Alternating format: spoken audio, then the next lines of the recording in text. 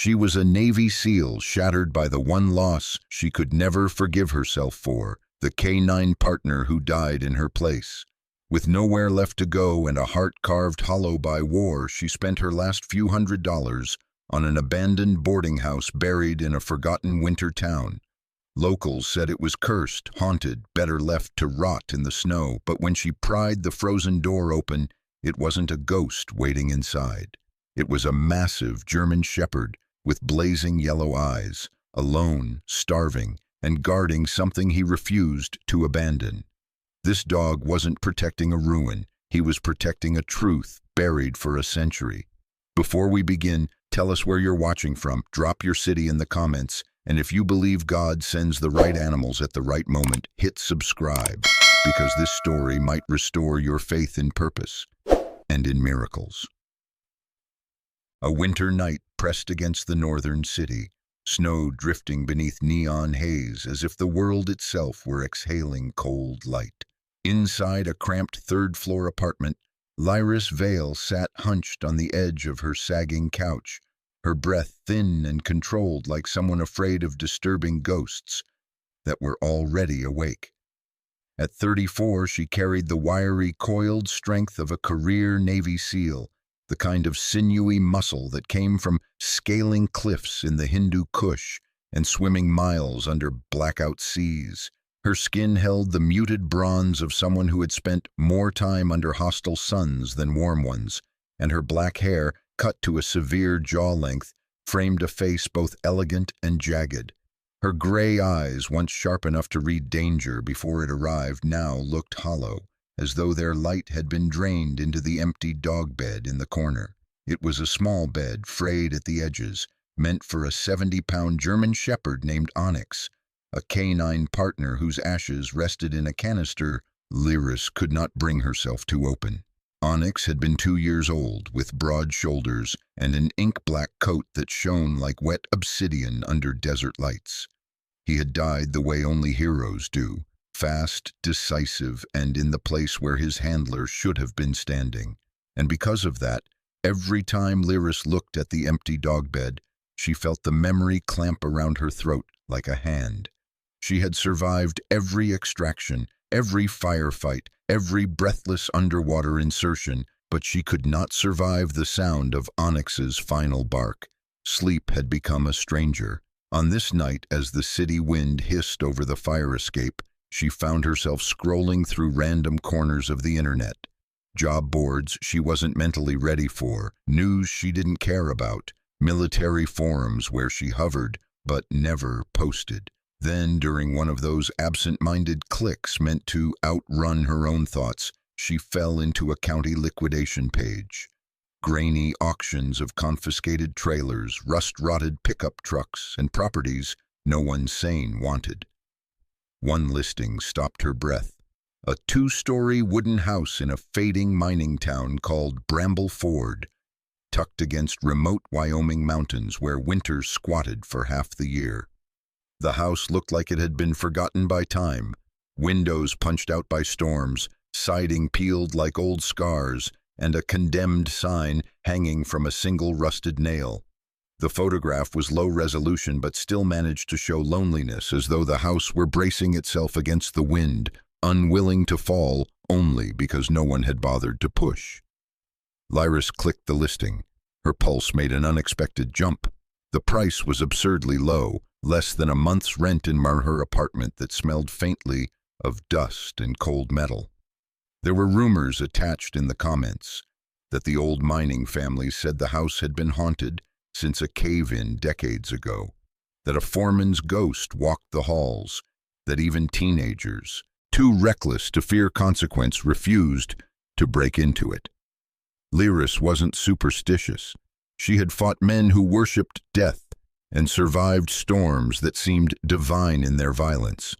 Ghosts, if they existed, were only memories with sharper teeth, and she already lived with enough of those. Still, she stared at the screen too long, long enough for the snow outside to thicken, long enough for her reflection to appear faintly on the laptop screen. Sharp jaw, tense shoulders, that haunted stillness carved beneath her ribs. The cursor blinked beside the Bid Now button. A small, erratic thought, impulsive in the same way she had been impulsive at 18 when she signed the SEAL contract without telling anyone, rose in her chest. If nothing in my life is going to move, then I will. It wasn't hope, but something colder, more reckless. Drift had become unbearable. A direction, even a terrible one, felt like oxygen. She checked her bank balance. The number looked like a bad joke, enough to survive a few weeks. Barely enough to start over, but starting over required a beginning, and beginnings were something she no longer knew how to make. It took her 6 breaths to decide. On the 7th, she entered a bid. The confirmation email arrived 20 seconds later, as indifferent as a bullet. Congratulations, you are now the owner of parcel number 17903B, Bramble Ford Residence. Lyris stared at the message until her eyes burned. She wanted to feel fear or regret. Instead, she felt a thin thread of something unfamiliar but not unwelcome. Movement, even if it led nowhere. Dawn came gray and heavy, the sky thick with an incoming snowstorm. Lyris packed mechanically the way she did before deployments, tightly rolled clothes, her field knife, the photographs she never displayed, a medical kit she still checked out of habit. Last of all, she lifted Onyx's bed. The fabric was worn smooth where his body used to curl. She pressed her forehead to it for a heartbeat, inhaling memories she wished she could forget and wished she could keep.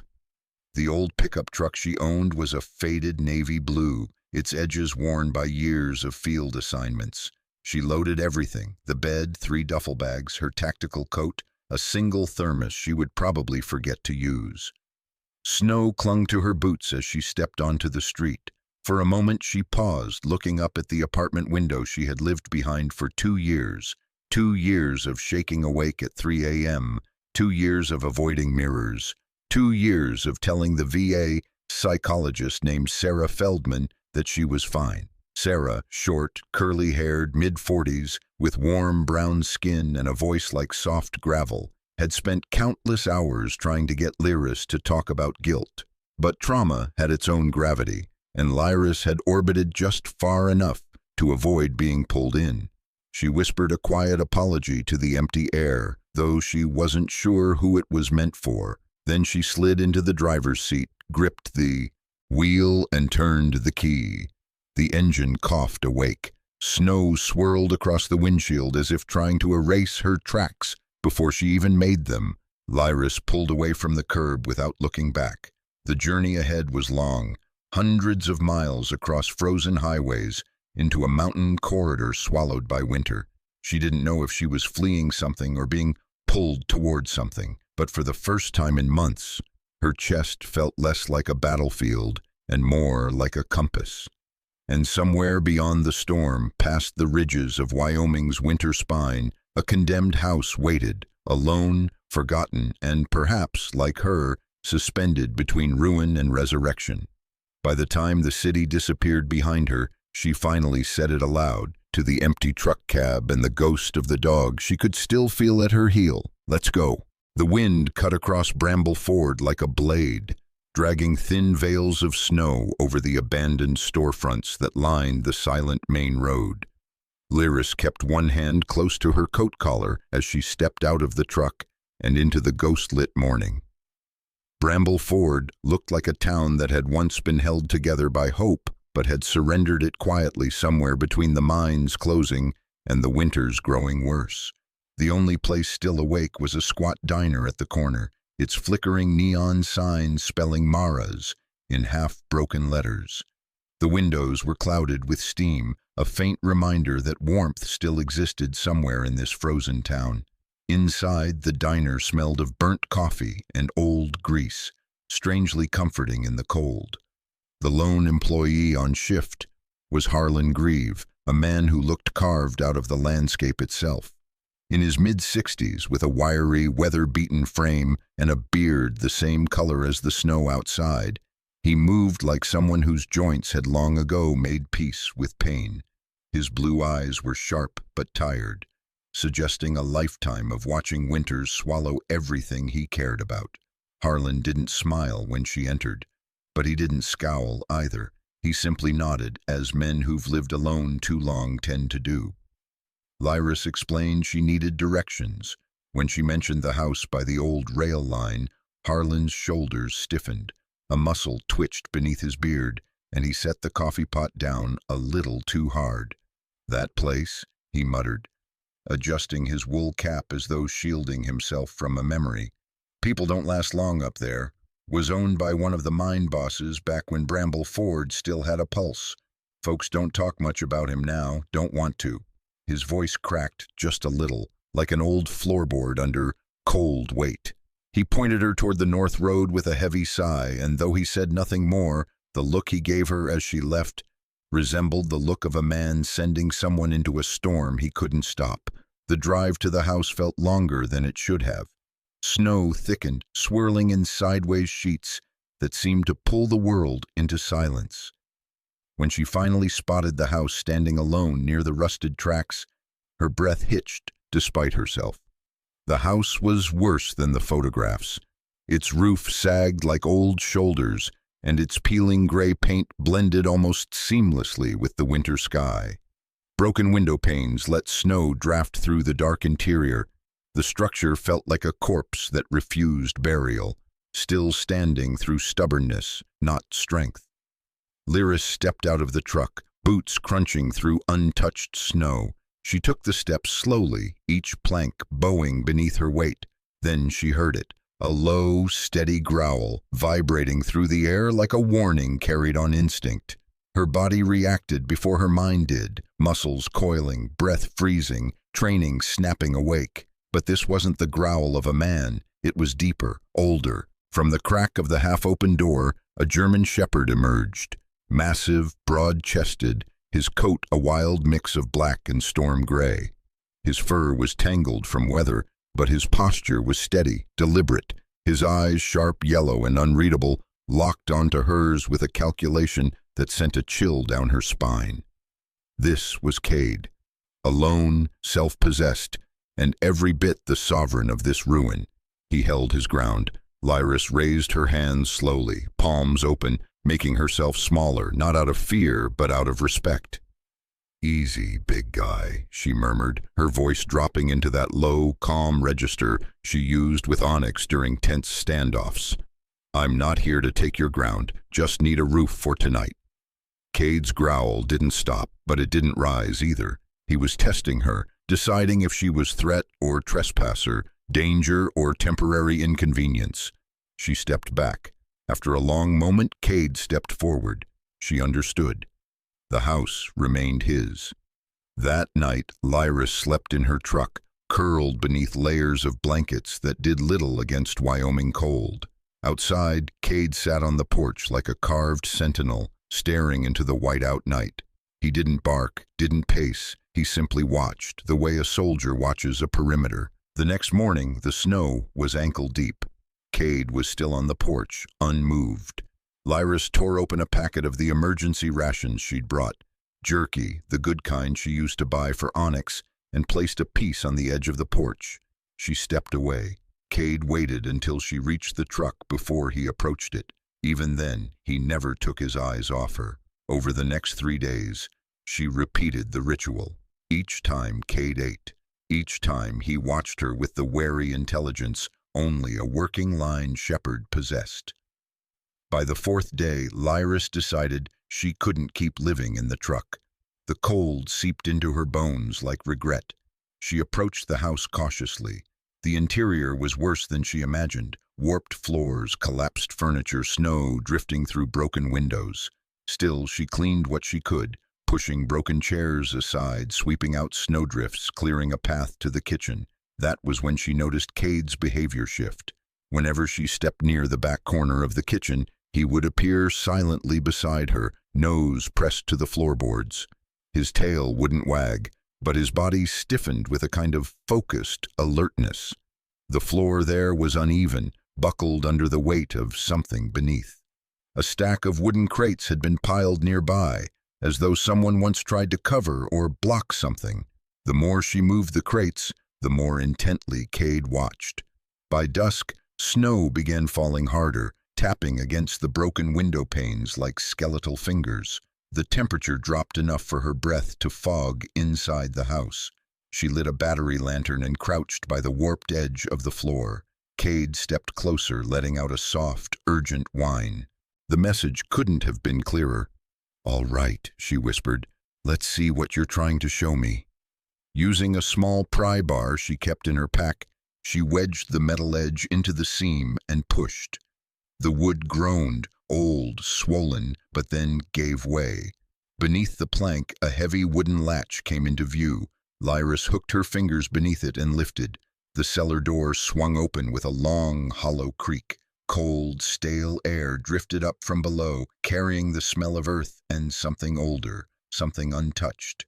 She aimed her lantern downward and saw a narrow wooden staircase descending into darkness. Carefully she descended. Each step protested under her weight. At the bottom, her light revealed a small, dirt-walled cellar. In the corner lay an old wooden chest, edges green with age. Next to it, wrapped in a disintegrating cloth, was a thick, leather-bound journal. When she cracked open the journal, time itself seemed to breathe across the pages. The handwriting was neat, angular, unmistakably deliberate. The first name written was Ira Merritt, and there, tucked between brittle paper and fading ink, lay a sepia-toned photograph. A row of mine workers standing outside this very house, young, old, weary, and behind them a woman in a work apron, her hair pinned back, her expression stern but alive. Her eyes were light gray, cold as winter sky, exactly the shade of Lyris's own. The caption beneath, Ira Merritt, Overseer, 1910. Lyris swallowed hard. Her grandmother had once mentioned the Merritt line, a family tied to an old mining camp, swallowed by winters and debt and silence. She never imagined that silence would be waiting for her in a cellar beneath a condemned house. As snow hammered the windows above, Cade appeared at the top of the stairs, his silhouette framed in lantern glow, watching her, as if ensuring she had found what he needed her to see. And in that moment, Lyris realized the truth settling like a new layer of frost inside her chest. This house was not random. Its inheritance was her own, and Cade, the lone guardian of this forgotten place, had recognized her long before she recognized anything at all. The sky over Bramble Ford thickened into a dull, pewter gray, the kind of winter sky that muted the world into silence and made everything feel older than it was. Snow drifted steadily, coating the abandoned mining town in layers that hid sins and softened edges. Inside the condemned house, Lyris Vale woke to the familiar ache in her chest, and the equally familiar presence of Cade lying like a barricade between the kitchen doorway and the rest of the house. She pushed herself upright, stretching the stiffness from her shoulders. Rowing through cold nights on the truck bench had once made her appreciate the hard floor of a warship bunk. Now the kitchen tiles here felt almost hospitable compared to the Wyoming night. Cade lifted his head the moment she moved. His yellow eyes glinted in the dim morning light, watchful, assessing, but no longer hostile.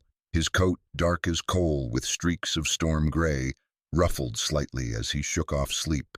He wasn't resting so much as maintaining a position. Lyris recognized the posture instantly. Cade wasn't just living here, he was guarding this house the way a soldier guards a fallen outpost, out of loyalty, habit, and some unsaid promise. Over the next days, the tentative truce between them became a rhythm. Lyris kept her gear in the kitchen, crafting a small safe zone with a portable heater and tarps blocking the worst drafts. Cade claimed the boundary between kitchen and hall, always alert, always positioned where he could block her or protect her. She wasn't sure which. He took jerky from her hand eventually, though never without maintaining eye contact. She recognized the scrutiny there, a dog trained by life rather than people, a survivor. On the fourth morning, Lyris began inspecting the foundation outside the house. The air bit at her cheeks, and the snow reached her calves with each crunching step. She circled the structure methodically, running her gloved hand along boards warped by time, checking for structural weaknesses before the winter made them worse. That was when she saw the shape behind the house. It looked like nothing more than a hump of frost-tangled brush, a lopsided mound half swallowed by thorn bushes and snow.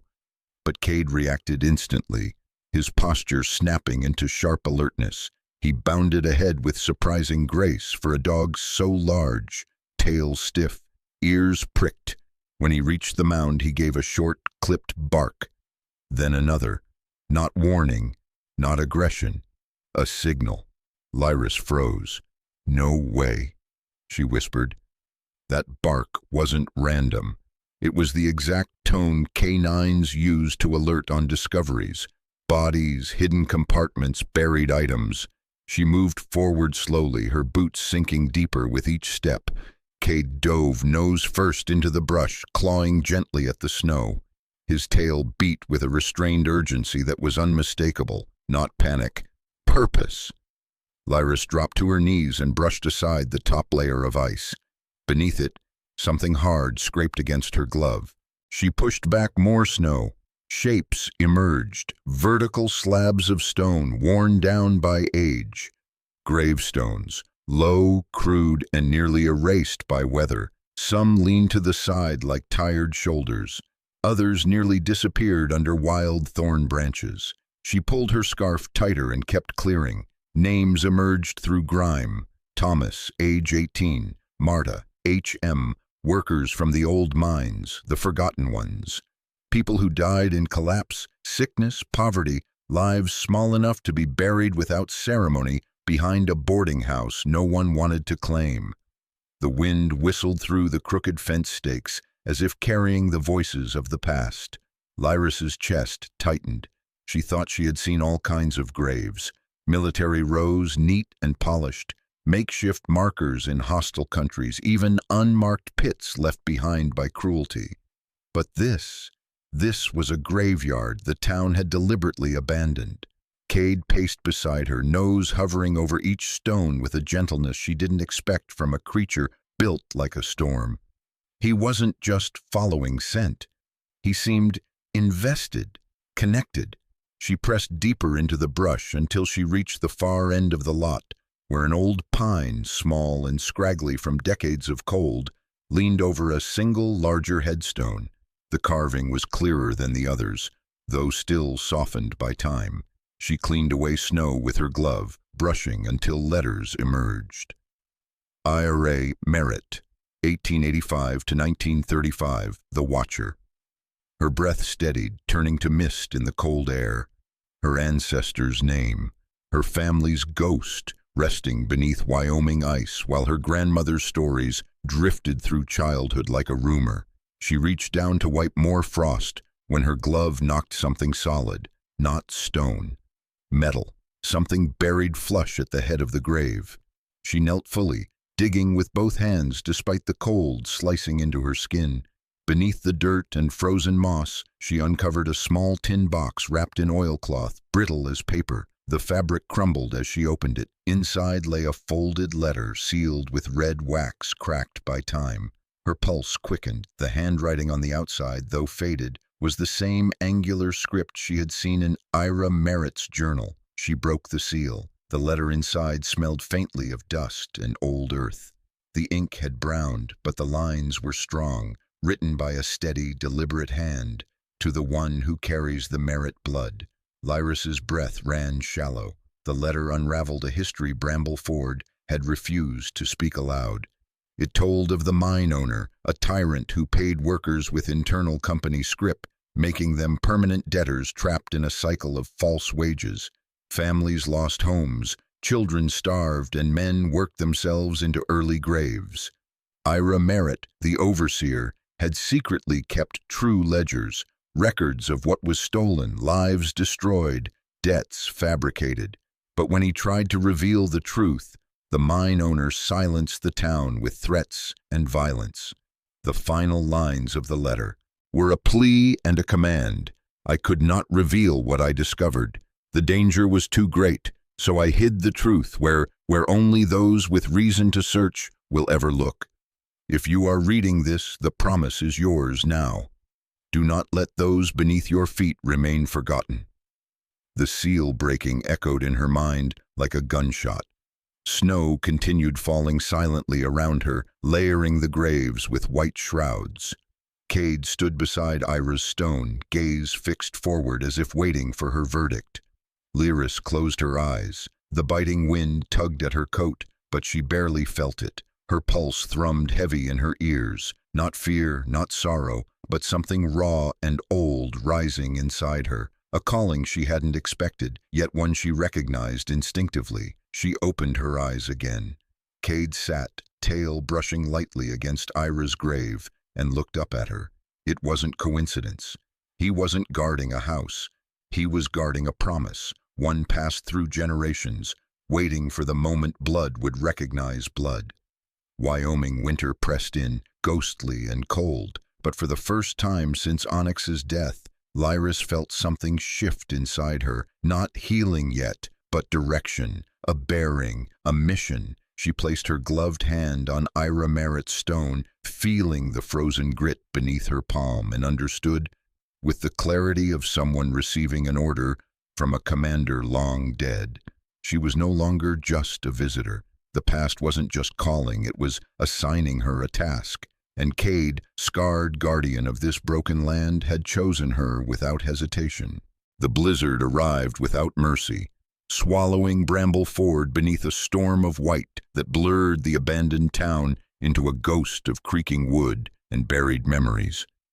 Winds screamed against the old house like fists, rattling every loose shingle and clawing at every crack in the rotting walls. Inside, the temperature dipped low enough that each breath fogged instantly, turning the living room into a dim, icy cavern, lit only by the fire Lyris struggled to coax to life. She fed another piece of broken floorboard into the fireplace, watching orange sparks leap upward before dying against the cold draft creeping in from the hallway. Even wrapped in a thick military coat, Lyris Vale felt the bite of winter sink into her bones, a feeling she hadn't experienced since a reconnaissance mission in the Hindu Kush. Yet that Afghanistan cold had been physical. This cold felt deeper, like something old and unspoken breathing through the walls themselves. Cade lay only a few feet away, closer to the fire than he had ever dared before. The enormous German Shepherd, close to 95 pounds of compact muscle beneath a coat of midnight black and storm gray, kept his head low and ears alert. His yellow eyes flickered between the fire and the shadowed hallway. Even in warmth, the dog positioned himself as a sentinel. His posture was precise, as if carved from stone, paws crossed, jaw tight, tail sweeping the floor in occasional slow arcs whenever the house moaned. Lyris lifted her lantern and checked the barricaded doorway leading deeper into the house. She had stacked what furniture remained to block the worst drafts, but the blizzard howled so violently that snow still blew through broken edges of the windows, sprinkling white crystals onto her boots. The air tasted metallic like sharpened ice. Another gust slammed the house and Cade's ears shot upright. His muscles tightened. His nose twitched once, twice. Then he rose, silent but alert, and turned away from the fireplace. "What is it now?" Lyris whispered. Cade prowled across the living room with a slow, deliberate tread. He passed the fallen bookshelf, then stopped abruptly before a wide wooden panel on the far wall, once hidden behind the now rotten shelf. He pressed his nose against one particular plank, let out a low whine, and scratched. Not fiercely, not anxiously, purposefully. The same rhythm he had used the day he led her to Ira Merritt's grave. Lyris grabbed the lantern and crouched beside him, running her gloved fingers along the wood. The joinery was different here, tighter, more deliberate. She shifted the lantern's glow, revealing faint seams she hadn't noticed before. The boards here were newer than the rest, still old but placed years after the house's construction. A cover-up. She stood and fetched her pry bar and hammer. Each blow seemed to anger the storm. Every strike echoed through the walls like the house itself was reacting. Cade hovered at her side, pacing in small arcs of agitation whenever she paused. His breath puffed in white clouds. "You want this open," she muttered. "All right then." She struck harder. Wood splintered. Rusted nails screeched as she tore boards free. One final plank resisted stubbornly, and she drove her boot into it. The board cracked away, revealing a narrow door. No handle, no markings, just a wooden slab set into the wall like a secret the house refused to surrender. Lyris wedged the pry bar into the crack and forced the door open. Cold air rushed out, still, ancient, untouched by blizzard or time. A staircase led downward, each step dusted with centuries of neglect. The walls were stone, not the cheap foundation stone typical of boarding houses, but hand-cut, deliberate masonry, the kind used when someone is building a refuge they intend to keep hidden. Cade descended first, his claws clicking softly against the steps, his massive shoulders almost brushing the walls. Lyris followed, keeping a hand on the lantern and one on her holstered knife. At the bottom, the space widened. It wasn't a basement, it was a vault, a sealed stone room, the air unnaturally dry, preserved as if winter had never existed. In the center stood a simple wooden table scarred with time, yet still intact. On it lay 3 thick ledgers bound in canvas, and one smaller leather-bound journal. Lyris set the lantern on the table. The light filled the room with a soft golden glow, illuminating the truth Ira had hidden here more than a century ago.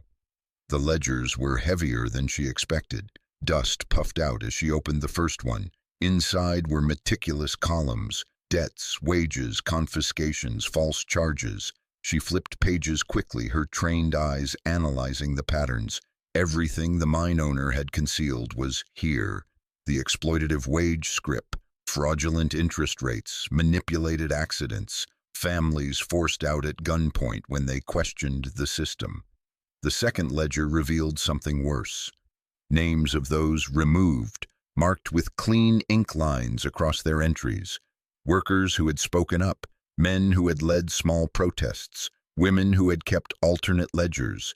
Entire families whose belongings were seized after accidental fires. Lyris's jaw tightened. She had seen systemic cruelty in war zones, warlords crushing villages, militia groups starving dissenters, but there was something uniquely chilling about corporate violence dressed up as business. The third ledger stunned her most. It listed families who escaped, rescued quietly by Ira Merritt and a select few. Money siphoned in tiny increments from the mines, hidden under false columns like replacement gear. Cryptic notes marked departure secured, safe transit, or destination east. Ira had been the lone engineer of a quiet rebellion. She opened the smaller journal. The handwriting inside was the same steady script she'd seen in the graveyard letter, only shakier near the end. Ira's words flowed like confessions written in the dark. The town will not remember what the captain stole. They still believe he built their prosperity. But prosperity built on stolen breath is not prosperity. It is infection. I cannot stop him now, but the stones can remember. She read deeper. If my blood survives, let them find this place. Let them finish what fear prevented me from doing. The truth must have a witness and a sword. At that last line, her breath caught. Her pulse thudded in her throat. A sword, a mission, a reason. She closed the journal and leaned back, letting her head rest against the cold stone wall. The blizzard roared above them, thunderous, primal, but here in this chiseled sanctuary, everything was still. Cade moved to the doorway, lying down like a living barricade. His ears flicked to every distant sound, but his posture was calm. He had followed her here deliberately, not as a stray, not as a guard of territory, as a guide, a guardian of the promise. Lyris swallowed hard. She reached out and laid her hand on his back. For the first time, Cade didn't pull away. His fur was coarse beneath her gloves, his breath warm in the cold vault. "I guess," she whispered, voice trembling more than she wanted. "You've been waiting for someone like me." Cade let out a soft exhale, almost a sigh. Above them, the storm screamed like a wounded beast. But in that hidden room of stone and secrets, Lyris felt something shift inside her, a quiet ignition, like a soldier rediscovering her purpose after wandering too long without orders. She wasn't lost anymore. She knew exactly what she had to do, and this time, she wasn't alone. When the blizzard finally broke, winter revealed a softer face. A pale blue sky stretched thin above Bramble Ford, and the snow, still deep, still cold, glimmered with a silvery sheen that made the entire world feel suspended between seasons. Lyris Vale stepped outside into the brittle quiet, boots crunching atop the fresh crust, breath turning to clouds. She stood a moment, soaking in the rare calm. After weeks of storms and secrets, silence felt almost sacred. Cade moved beside her with silent precision, his heavy paws leaving deep prints behind hers. The big German shepherd lifted his head, scanning the horizon with practiced vigilance, his yellow eyes sharp under the morning light. The house behind them, weather-beaten and weary, looked less like a ruin and more like a survivor, and Lyris felt strangely connected to it. She descended the small slope behind the house, returning to the hidden graveyard she had uncovered beneath layers of snow and thorns. The stones still leaned, still trembled under the weight of time, but they were visible now, recognized. She had work to do. Lyris spent the next days laboring in the cold, digging through brittle ground to straighten headstones, brushing lichen from etched names, reinforcing each grave with stones found along the nearby tracks. Her gloves tore, her arms ached, but each stone set upright steadied something inside her too. This was not war, this was restoration, not destruction, memory. Cade followed her every step, sometimes lying at the outer edge of the graveyard, sometimes circling with measured, protective strides. He moved with the confidence of a soldier, accustomed to patrols. When she lifted a stone too heavy for her frame, he nudged his massive head under her elbow, steadying her balance. When she paused too long staring at certain names, Thomas, 18, he pressed his shoulder against her leg in quiet acknowledgement. It wasn't comfort, it was solidarity. Whispers spread through Bramble Ford before the snow even settled again. A strange woman is restoring the dead. She lives with a dog big as a wolf.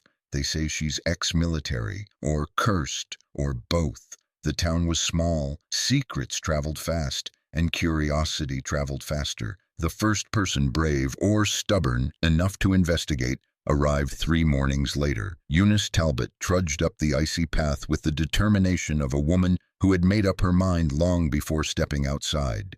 She was nearly 75, small and wiry, with a posture straight as a fence post. Her hair was white and twisted into a tight bun beneath a knitted blue hat. Her coat was a faded tweed that had seen decades of Wyoming winters. On her arm swung a large leather satchel stuffed with documents and an antique camera. Eunice Talbot was the unofficial historian of Bramble Ford, self-appointed, relentless, and notoriously sharp-tongued. She didn't believe in ghosts, but she believed fiercely in property lines and permissions. When she reached the graveyard gate, her breath steamed with indignation. "You," she barked, pointing a gloved finger at Lyris. "Are you the one moving the dead?" Lyris paused mid-lift, hands gripping the edge of a stone. She rose slowly, wiping frost from her brow. "I'm putting them back where they belong." "That's desecration," Eunice snapped. "You have no right." A low rumble cut through the air like rolling thunder. Cade had stepped forward, hackles raised, not in threat but warning. Eunice froze instantly, eyes widening behind round spectacles. Lyris placed a hand on Cade's back, grounding him. His muscles eased. "He won't hurt you," Lyris said evenly, "unless you give him a reason." Eunice swallowed hard and folded her trembling hands. "Show me," she said at last. Lyris led her toward the house, down the secret stairwell, and into the stone vault. Eunice Talbot studied every ledger, running her thin fingers over each page, as if touching relics of her own past. When she found the name Elias Talbot, evicted for debt, she pressed the back of her hand to her mouth to keep from crying. My grandfather, she whispered hoarsely. They said he gambled away the house, but he never did. He never, her breath stuttered. No one believed him. Lyris closed the ledger gently. People deserve truth, even after they're gone. Eunice looked up at her with eyes bright and wet. And you're Merit blood, aren't you? Lyris hesitated. Seems that way. Then you are exactly where you're meant to be, Eunice murmured. You're the one to finish what Ira began. Word traveled faster after Eunice confirmed the truth. And the next to come was Sheriff Rowan Pike. Rowan Pike was 53, tall and broad-shouldered, with a jaw like quarried stone and a salt and pepper beard kept deliberately short. His skin was weathered from decades of Wyoming wind, and the lines around his eyes suggested a man who listened more than he spoke. Before becoming sheriff, he had served as a canine handler, a fact obvious the moment he stepped out of his patrol truck. He didn't approach Lyris first. He approached Cade. Cade stared at him, stiff but not hostile. Rowan crouched to eye level, palms open, voice low. You're a good boy, he murmured, and you've been doing this a long time, haven't you? Cade blinked once, acknowledgement. Only then did Rowan stand and turn to Lyris. Folks are nervous, he said. You've stirred up ghosts, metaphorical ones and family ones. I'm not here to cause trouble, Lyris replied. Rowan studied her a moment, his eyes, gray-blue and tired, softened. You've got purpose, I can see it. I won't be the one to stop a soldier on a mission. He tipped his hat. You keep the house, I'll keep the peace. Winter began to loosen its grip. Snow thinned. Wind softened. The graveyard transformed under Lyris's hands. Stones straightened. Pathways cleared. Small patches of frost-resistant grass planted. Word spread regionally, and donations trickled in. From old miners' families, from historians, and from several veterans groups who heard about a forgotten labor tragedy resurrected by a former SEAL. A fund was established. The old boarding house became a designated restoration site, the Bramble Ford Workers Memorial and Archive. And for the first time since she arrived in Wyoming, Lyris felt like she stood somewhere she belonged, between past and present, between duty and healing. The dedication ceremony was modest. Neighbors gathered in scarves and winter boots, the air crisp but kind. Children ran between the grave markers, their laughter drifting across the snow. Cade lay at the foot of the porch steps, head held high, watching everything like a king surveying his court. Adults approached cautiously, but when he allowed a few children to pet him, the town collectively exhaled. During the speeches, Lyris stood quietly in a simple black coat, hair tied back, face calm but solemn. She wasn't one for grand words. Her presence was enough. Then a silver rental car stopped on the road. The door opened and Kenna Rhodes stepped out. Kenna, slender, warm brown skin, dark hair in a loose braid, green eyes always a little sad at the edges, looked almost fragile, framed by the winter light. She had once been Lyris's anchor, the one who tried to love her through the fog of PTSD, until the distance between them became a chasm neither could cross. Kenna carried that same quiet hurt now, braced for a Lyris still drowning in ghosts, but the woman standing on the porch, straight-backed, eyes steady, dog at her side, was someone transformed. Kenna approached slowly. Lyris, what are you doing here? Lyris looked out across the restored graves, the reinforced house, and the dog who had led her to every truth buried beneath the snow. A rare smile touched her lips, small, real, unforced. I'm keeping watch, she said softly, for them, for the truth, and maybe for myself too. The winter sun glimmered off the snow like scattered silver, and Bramble Ford, once a town buried under silence, felt like it exhaled. Sometimes ruins aren't curses, sometimes they're callings, and sometimes miracles aren't thunder or visions. They're the steady scrape of a dog's paw on a hidden door, urging us to answer the promises left behind by those who came before. Sometimes the miracles we wait for don't arrive with thunder in the sky or angels parting the clouds. Sometimes they come quietly, carried by snowfall, hidden in a forgotten graveyard, or walking toward us on 4 steady paws. Lyris thought she had been abandoned by purpose, left wandering with a heart scarred by war. But God often plants new beginnings in places we least expect, and sends guardians in forms we never imagine. In our own lives, we all carry broken pieces, old wounds, and chapters we wish we could rewrite. But just like that hidden vault beneath the floorboards, the truth we need, the healing we long for, is often already waiting, sealed inside us until the right moment, until we are strong enough to open the door. If this story touched your heart, if it reminded you that no ruin is too far gone, no soul too lost for God to guide home, then please share it with someone who might need a sign today. Leave a comment telling us where you're watching from and what miracle you're praying for. And if you believe that faith, loyalty, and courage can still change a life, we invite you to subscribe for more stories like this, stories of hope, redemption, and the unseen hands that lead us forward. May God bless you, protect your family, and send a guardian, human or 4-legged, when you need one most. Amen.